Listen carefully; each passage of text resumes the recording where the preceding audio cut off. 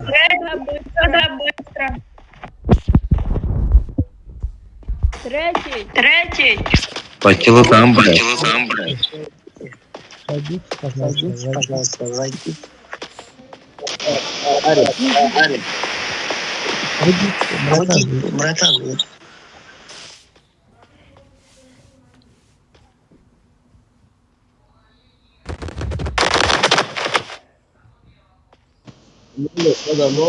Ne olur?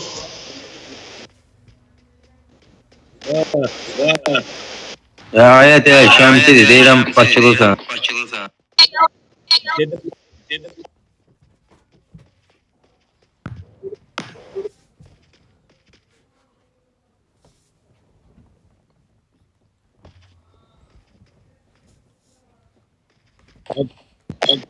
Ne alırsan. Səsi eşitmirəm bura.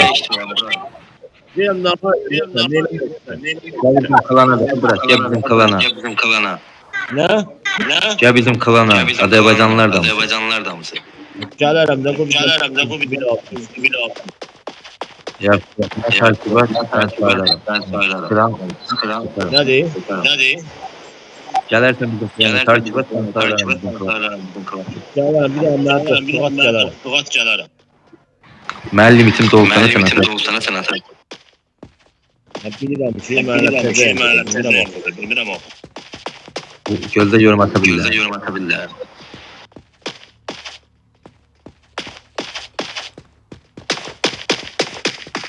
Geldi bura. Geldik.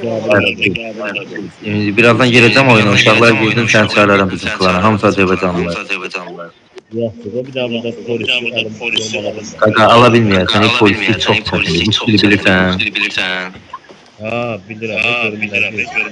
Üniversitede keçmirsən şeydən bütün akademiyada keçmirsən bütün imtahanları. Keçmişəm, hamısını keçmişəm. Əfsu indi başda gör ola bilsən.